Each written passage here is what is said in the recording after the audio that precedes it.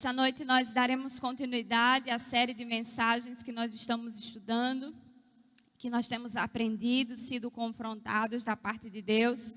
E essa é a sexta mensagem da série do Sermão do Monte. Como o nosso pastor Tassis geralmente fala, eu até gravei aqui para falar exatamente as palavras dele. É o maior, o mais conhecido, o menos entendido e menos praticado sermão bíblico, sermão de Jesus. E que com certeza Deus tem falado conosco, Deus tem falado ao meu coração. E eu sei que Ele tem falado ao seu coração também.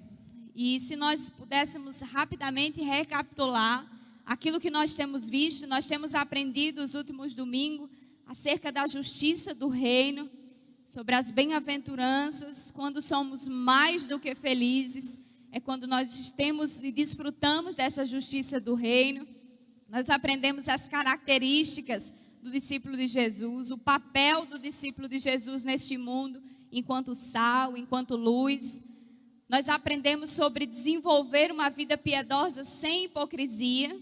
Acho que é um dos grandes desafios da vida cristã, aprender a dar esmolas, a jejuar e orar, a ter uma vida de piedade que de fato glorifique a Deus e não busque o reconhecimento dos homens.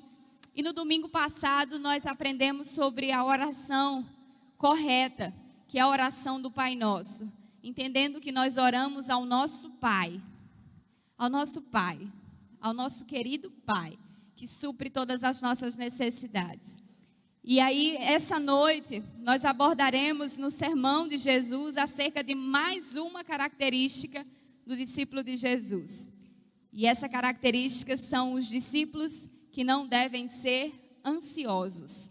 E eu gostaria que você abrisse a palavra de Deus comigo, no Evangelho de Mateus, capítulo 6, a partir do versículo 24.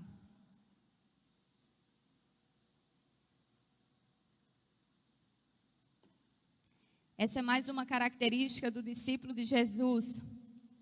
Ele não é ansioso. Mateus, capítulo 6, a partir do versículo 24, diz assim: acompanha aí da sua Bíblia ou através da transmissão. Diz assim: nenhum homem pode servir a dois senhores, porque há de odiar um e amar ao outro, ou se apegará a um e desprezará o outro. Não podeis servir a Deus e a Mamon.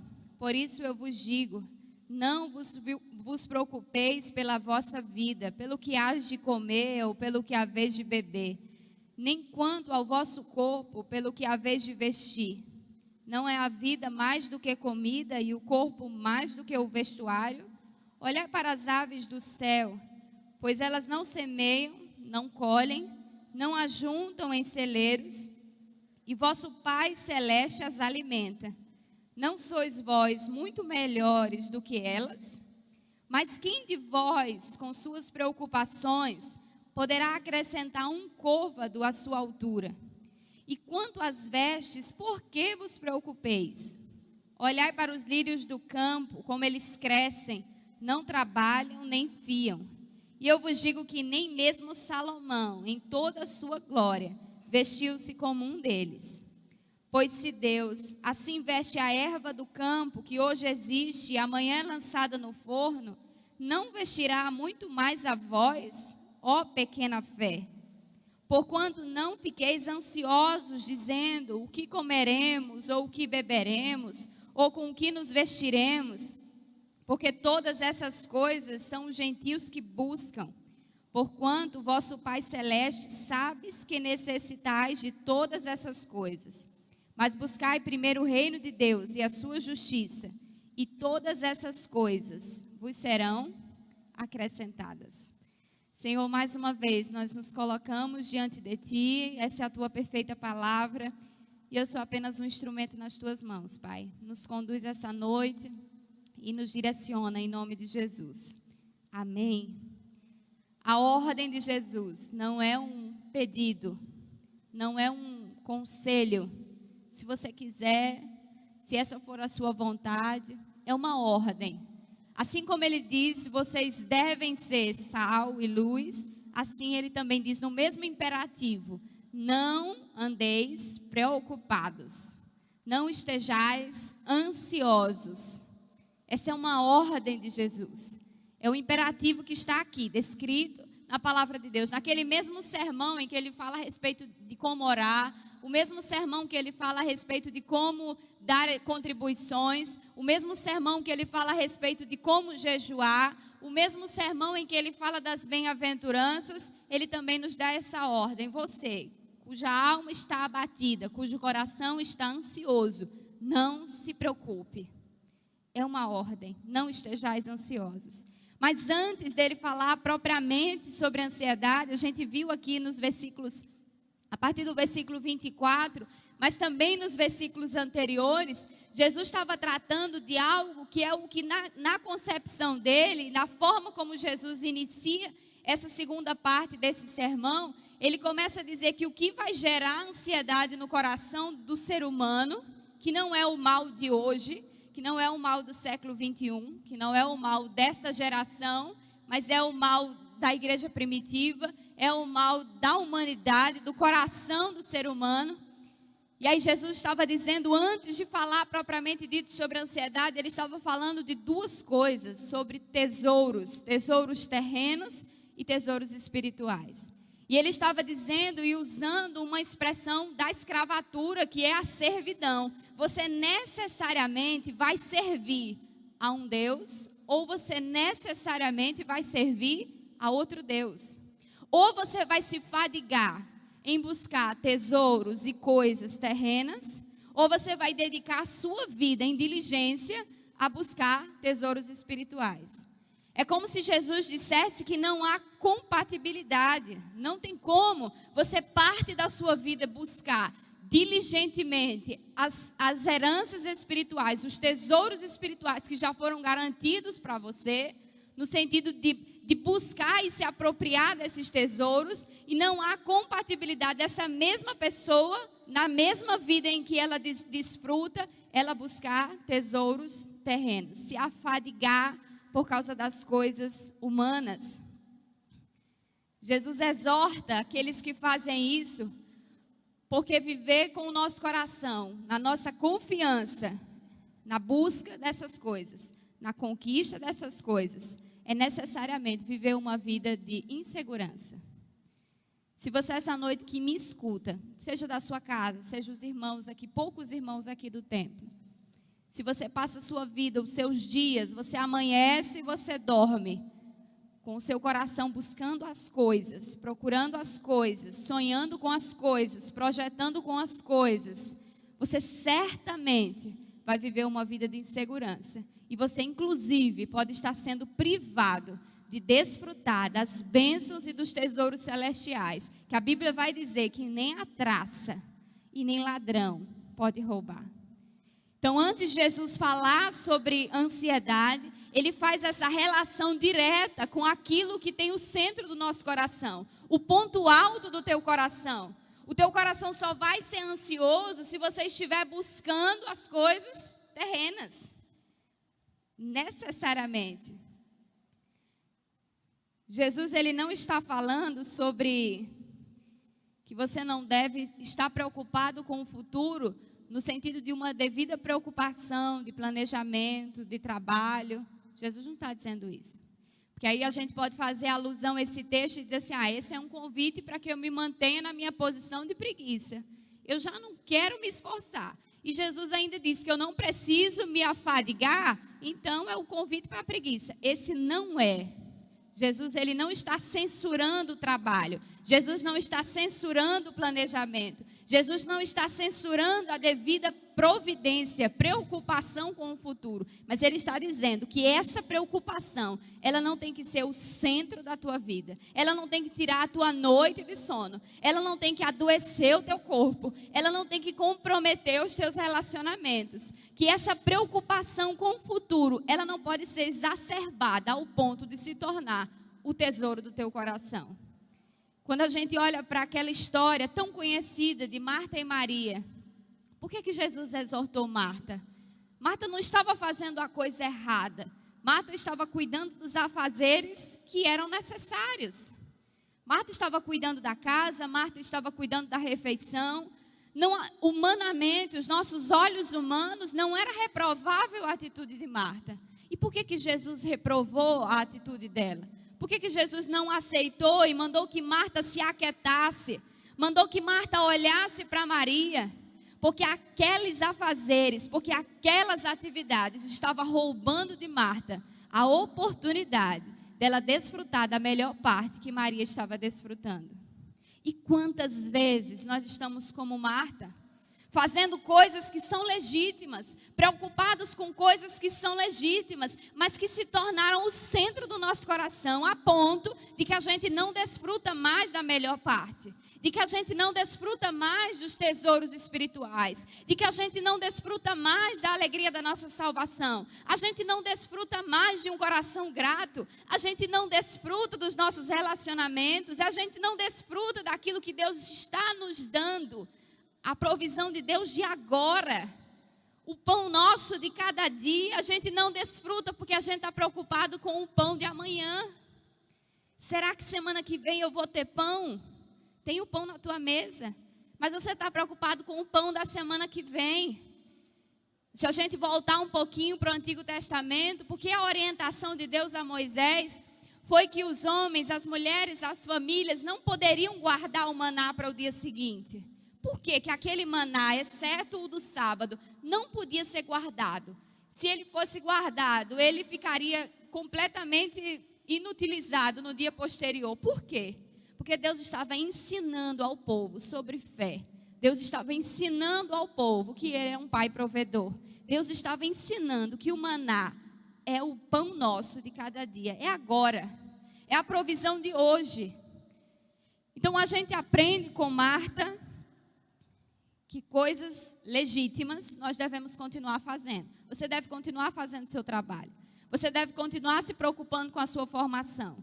Você deve continuar planejando o seu futuro. Será que eu vou me casar? Será que eu vou ter filhos? Será que eu vou construir uma casa? Será que eu vou conseguir comprar tal coisa? Isso é legítimo. Isso faz parte da condição humana de sonhar, de planejar. Isso é biblicamente aconselhado. Mas não deixe que isso roube a tua experiência de desfrutar o agora, a provisão de hoje, a alegria de hoje. E a perder de vista o nosso olhar. Ele não é horizontal. O nosso olhar não são as coisas que nós conquistamos e temos e atingimos. O nosso olhar precisa estar no alto, onde a traça, a ferrugem não consome e aonde o ladrão não rouba. É aí que tem que estar o teu e o meu coração. Porque o nosso coração, ele vai seguir e vai servir aquilo que é o tesouro para mim e para você. E aí há uma diferença muito grande a respeito de medo e ansiedade. Eu fiz questão de colocar esse conceito aqui.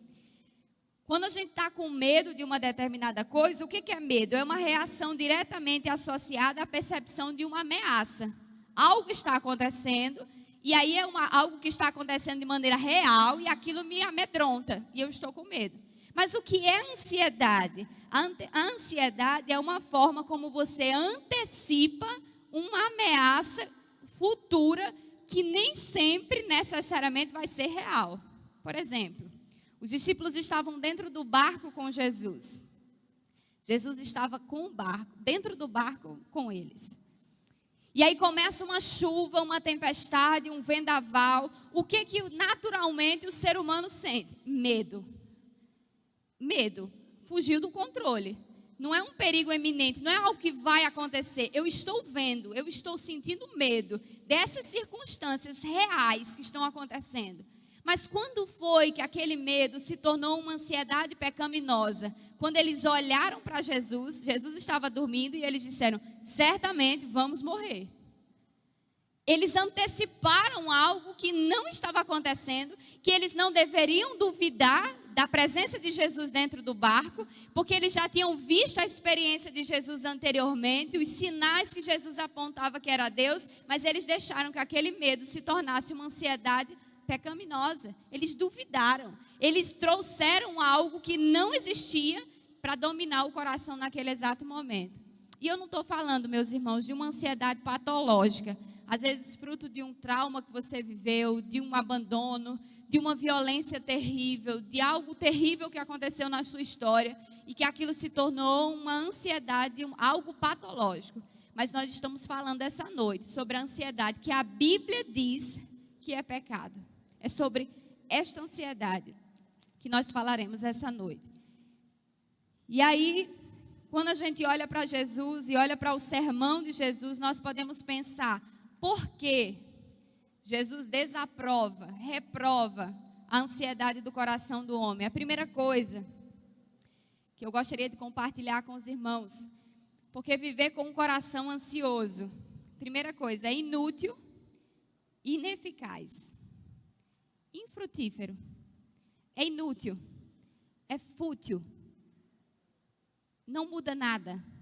Veja comigo, versículo 25, diz assim: por isso vos digo, não vos preocupei pela vossa vida, pelo que haveis de comer, ou pelo que haveis de beber, ou de vestir. Versículo 26, diz assim: olhai para as aves do céu, pois elas não semeiam, não colhem, nem ajuntam em celeiros, e o vosso Pai celeste as alimenta. Não sois vós muito melhores do que elas? 27, mas quem de vós, com suas preocupações, poderá acrescentar um côvado à sua altura? Por mais preocupado que você essa noite esteja, você tem como mudar a sua situação com a força do teu braço? Agora, nesse exato momento que a tua alma está perturbada, que o teu sono está sendo comprometido, que a tua saúde está sendo comprometida, você tem controle dessa situação? Você pode mudá-la? Você pode acrescentar 1 hora à tua vida? Você naturalmente pode fazer com que o teu corpo aumente pelas suas próprias forças, pela tua própria capacidade? Então por que você está ansioso? Se é algo que não te pertence, é algo que foge do teu controle, é algo que você não precisa se fadigar. E a gente percebe quando Jesus ele está dizendo isso, que a ansiedade ela é um estado de espírito sempre destrutivo. Quando a gente sente medo de alguma coisa, o medo natural do ser humano, o que é que o medo faz? Ele nos impede, às vezes, de determinados perigos. Uma criança, por exemplo, quando ela tem determinados medos, são determinados perigos que naturalmente o ser humano não corre o risco por causa daquele medo que é natural. Mas o que a ansiedade faz? Ela nos destrói. A ansiedade corrói a nossa fé. A ansiedade corrói o nosso coração. A ansiedade corrói os nossos relacionamentos. E a ansiedade nos faz perder tempo. Quantas noites de sono você perdeu porque você está ansioso por uma coisa que você não tem controle? Quantas palavras você proferiu que você não devia ter proferido porque simplesmente você está preocupado com algo que você não tem domínio, com uma realidade que você não pode mudar? Charles Spurgeon vai dizer assim, que a ansiedade ela não esvazia o amanhã de suas tristezas, ela somente esvazia o hoje de sua força. O que você está tão preocupado agora não vai mudar amanhã.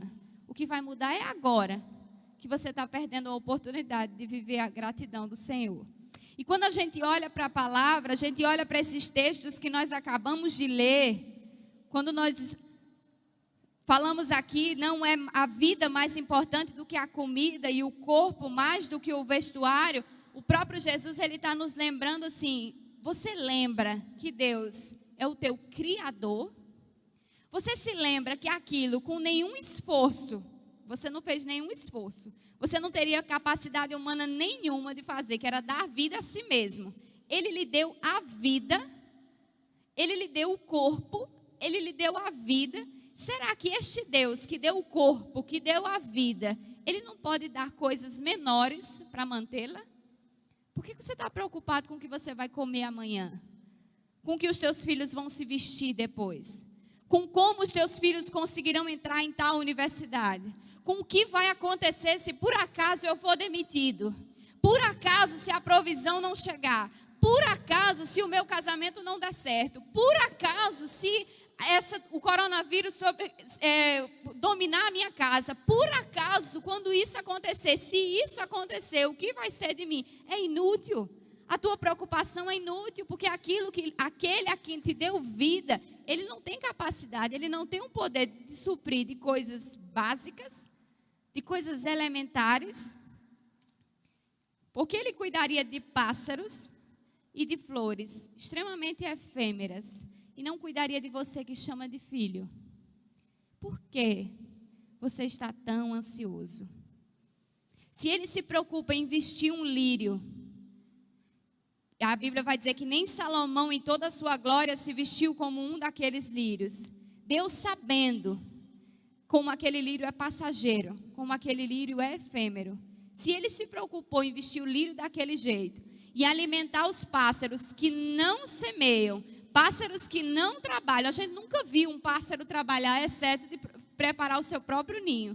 Mas a gente não vê pássaros trabalhando para garantir o seu alimento. Porque o Deus do céu trabalha em favor de pássaros. Porque o Deus do céu trabalha em favor do vestuário de lírios. E será que o Deus do céu não faria isso por aqueles a quem ele chama de filhos? Por que você está tão preocupado? Por que você está tão preocupada? É inútil a tua preocupação. Assim como Deus faz com o pássaro, aquilo que o pássaro não pode fazer, ele faz comigo e com você. Não andeis ansiosos, primeira coisa, porque é fútil. É inútil. Você não vai mudar amanhã, você não vai mudar a realidade. Segunda coisa, a ansiedade do nosso coração, a ansiedade da nossa alma, a ansiedade que a gente ocupa o nosso tempo, ela revela que o nosso coração ele é tão somente incrédulo. Veja comigo, versículo 31, diz assim: porquanto não fiqueis ansiosos, dizendo, o que comeremos, ou o que beberemos, ou o que vestiremos? Porque estas coisas os gentios buscam, porquanto o vosso Pai Celeste sabe o que necessitais. Ele sabe que necessitais de todas essas coisas. Quando Jesus está se referindo aos gentios, ele não está se referindo aos gentios como a gente vê nas cartas do apóstolo Paulo, apóstolo Pedro. Quando se refere a gentios, nós, que não éramos povo de Israel, e agora nos tornamos filhos de Deus, mesmo não sendo da nação israelita. Quando Jesus se refere a gentio, ele está se referindo a um povo que não conhece a Deus. Ele está dizendo, por que você está vivendo uma vida igual, idêntico, àqueles a quem não me conhecem? Por que a sua vida não difere de um ateu? Por que a sua vida não difere daqueles que vivem a vida em busca dos seus próprios suprimentos? Quando a gente olha para a vida de alguém que não conhece o Senhor, ou que não busca as coisas celestiais, qual é o propósito máximo da vida dessa pessoa? Conseguir um bom emprego, ter conforto, ter uma boa casa. É o interesse máximo do coração dessa pessoa. É o ponto alto, é ser bem-sucedido. E aí quando você chega a um determinado topo, esse topo ele ainda não é suficiente. Porque há uma incansável busca por mais, por ter mais, por ter mais. Nunca é suficiente, nunca é o bastante.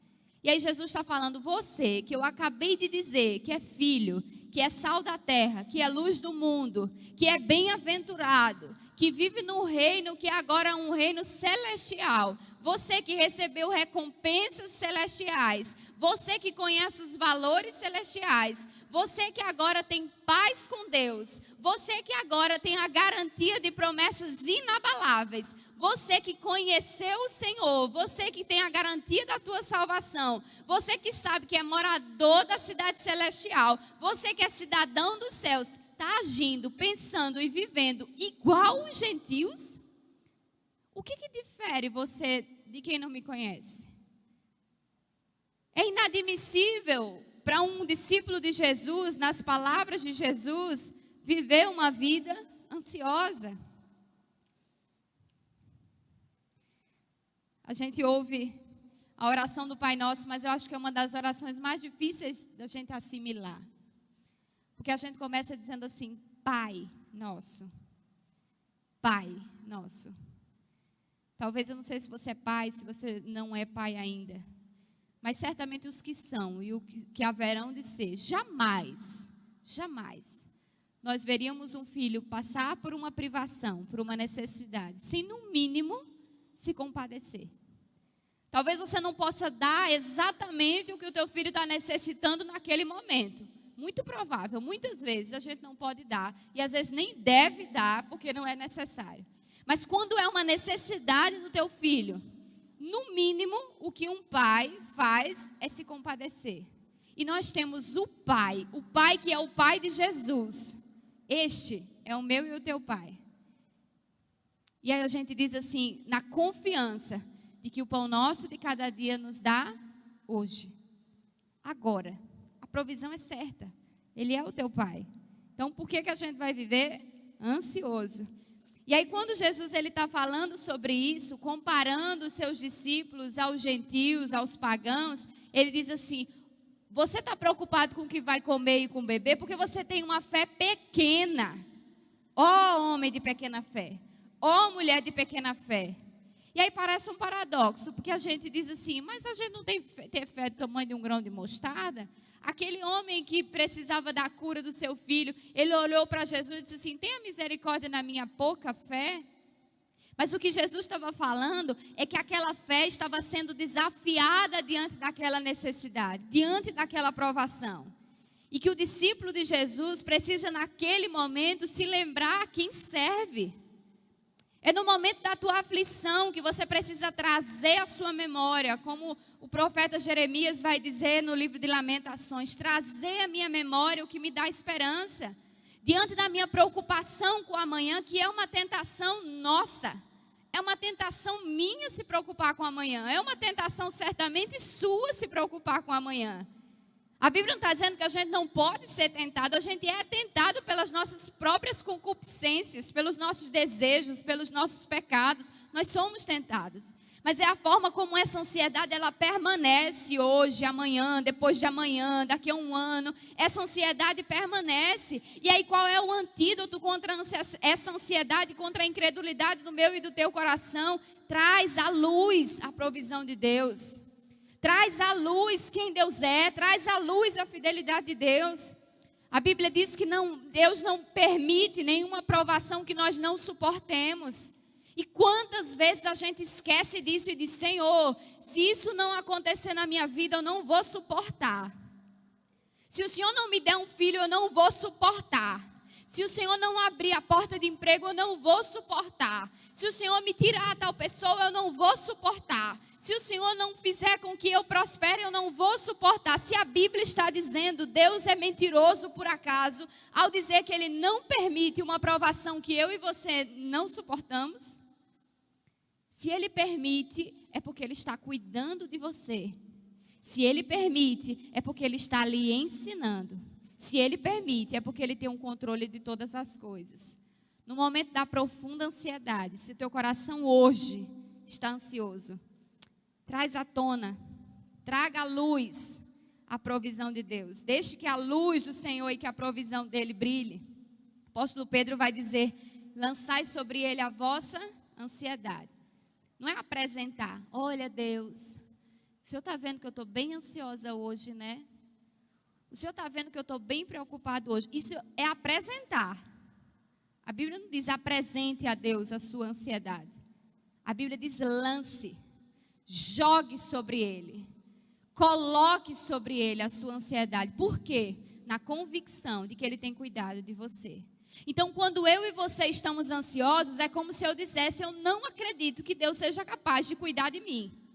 Eu não acredito que Deus é capaz de abrir uma porta de emprego. Eu não acredito que Deus é capaz de trazer provisão para uma situação como essa que eu estou vivendo.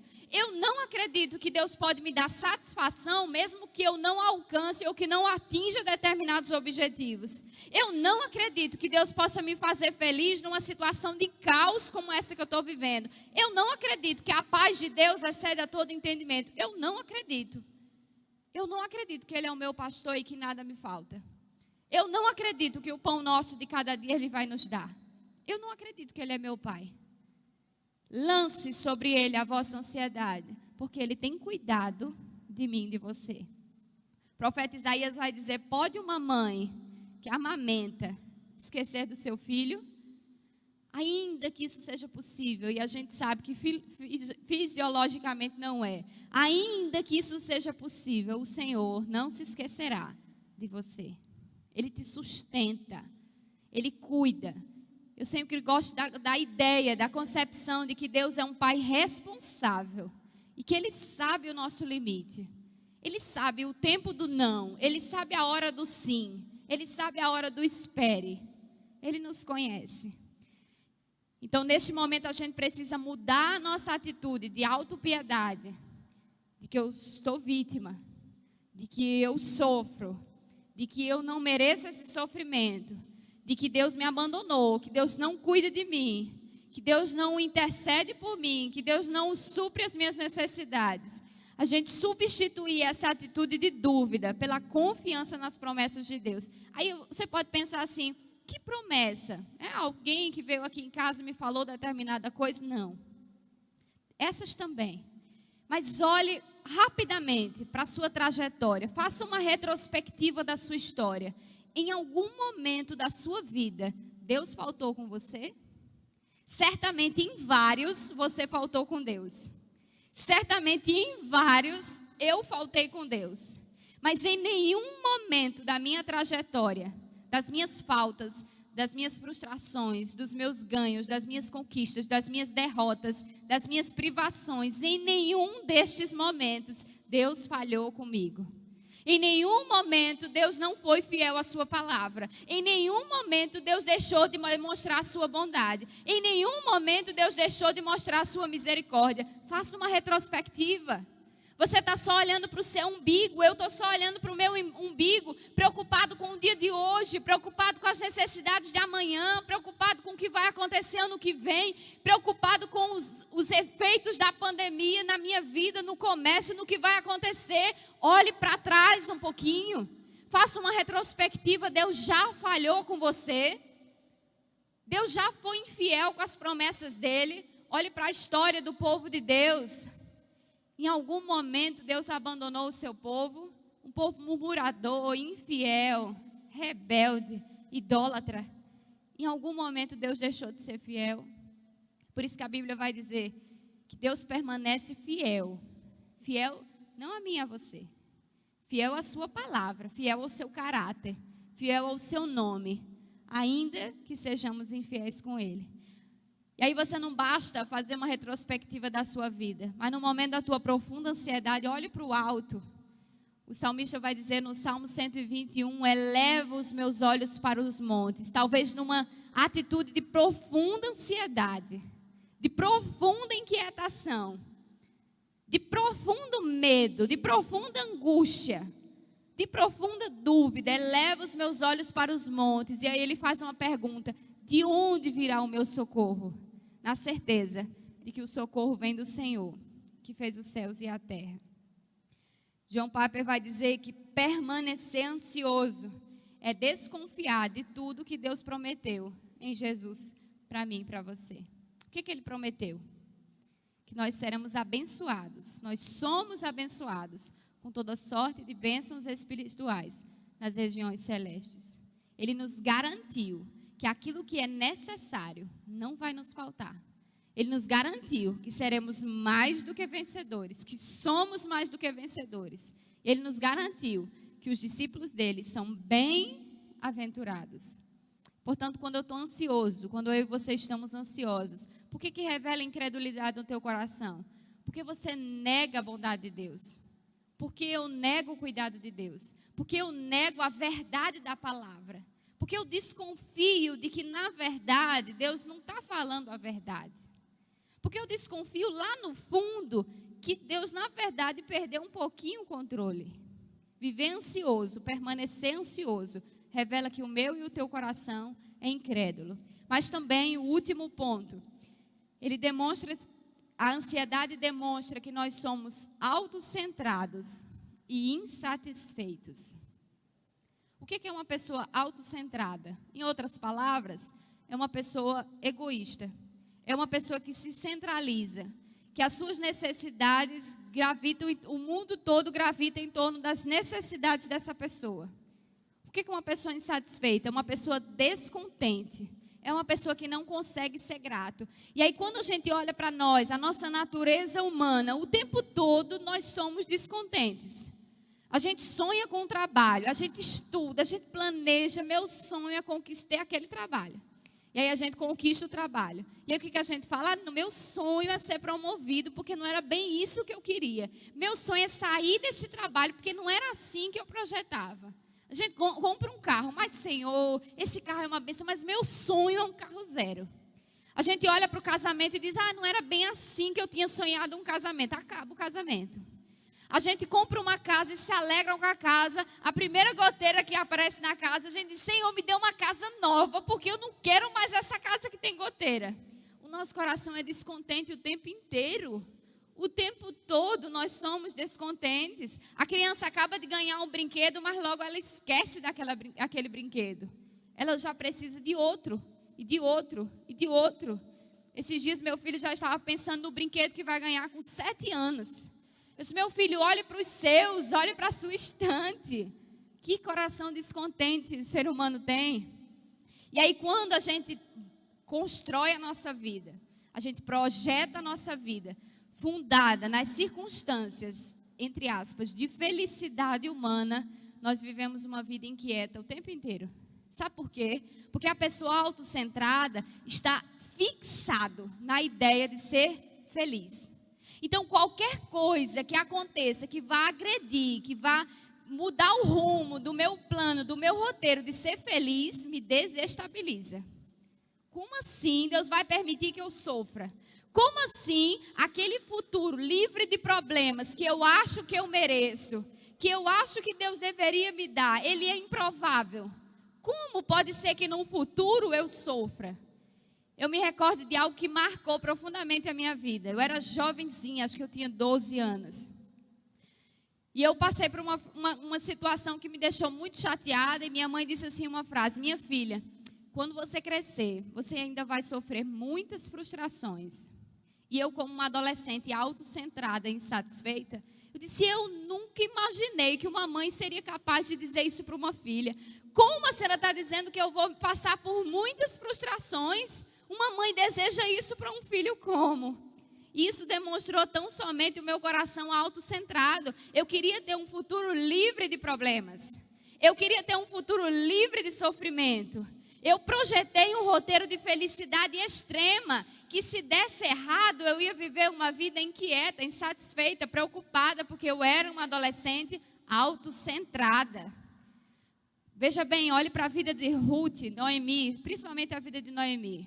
Ela estava no tempo dos juízes, aquele contexto todo, Deus estava trabalhando, Deus estava disciplinando, o povo estava sofrendo profundamente. E acontece de fato situações e crises terríveis na vida de Noemi. E aí o que Noemi faz? Noemi diz assim, o Senhor me afligiu. Noemi estava num contexto em que um monte de gente estava sendo afligido. Noemi estava num contexto em que várias pessoas estavam em crise. E Noemi não sabia o que Deus estava fazendo através daquele sofrimento dela. Deus estava preparando um redentor. Deus estava preparando o resgatador que era Boaz. Deus estava preparando a genealogia de Jesus através de Ruth. Deus tinha um plano extremamente maior, mas Noemi estava centrada na sua aflição. O Senhor me afligiu. A ansiedade, ela demonstra que nós somos egoístas. Eu estou preocupado com o meu futuro. Eu estou preocupado com os meus sonhos. Eu estou preocupado com os meus projetos. E parece que Deus não está de acordo com os meus projetos. Então eu estou completamente ansioso e preocupado. Então eu estou extremamente insatisfeito. Então eu vivo uma vida de profunda ingratidão, porque parece que Deus tem um roteiro diferente daquele que eu planejei para mim.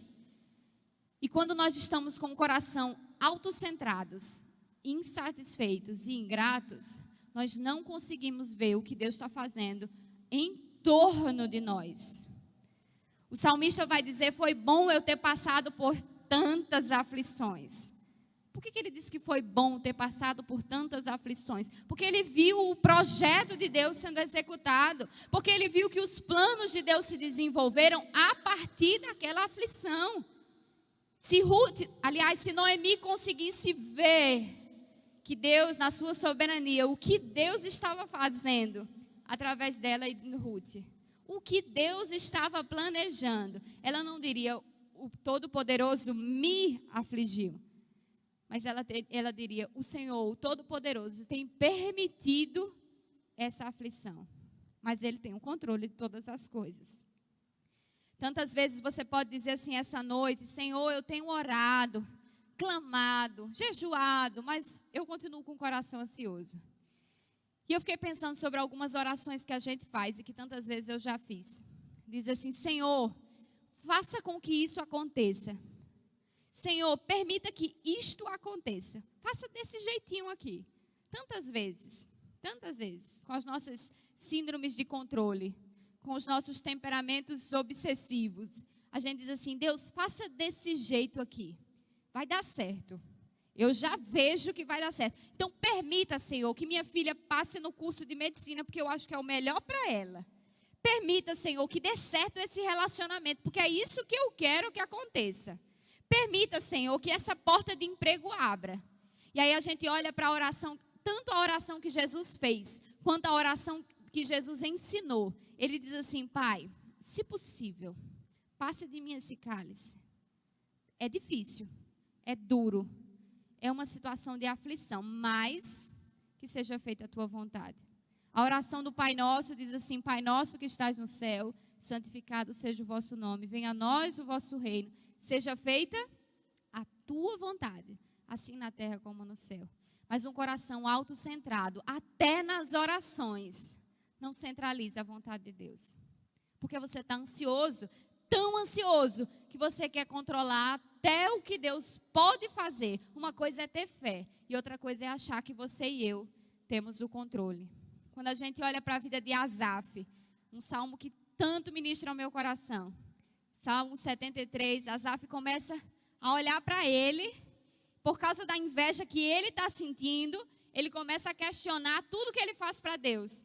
É vão lavar as mãos da inocência, olha aí os maliciosos prosperando. É vão ser honesto, é vão fazer um trabalho digno, olha aí os maus ganhando dinheiro. Onde é que estavam os olhos? Estavam os olhos de Asaf na sua própria inveja, na sua própria insatisfação, na sua própria comparação com os outros. E aí o que muda a oração e o cântico de Asaf? É quando ele entra no santuário do Senhor e olha para o fim deles. Ele olha para um plano maior de Deus. Ele olha para um objetivo maior de Deus. Sabe qual é o antídoto da salvação? É você centralizar o teu coração no alto. É você centralizar os teus objetivos com os objetivos de Deus. Senhor, eu nasci para a tua glória. Eu não nasci para ser feliz. Eu não nasci para entrar em tal lugar. Eu não nasci para conquistar tal coisa. Eu não nasci para ser tal coisa. Eu não nasci para ocupar tal espaço. Eu nasci para a tua glória.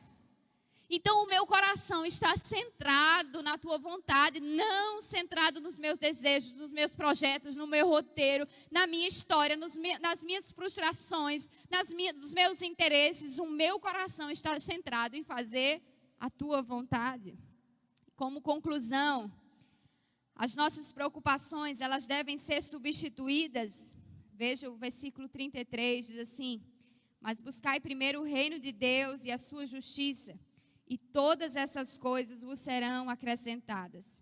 Não fiquem, pois, ansiosos com o amanhã, porque o amanhã cuidará de si mesmo. Suficiente é ao seu dia o seu próprio mal.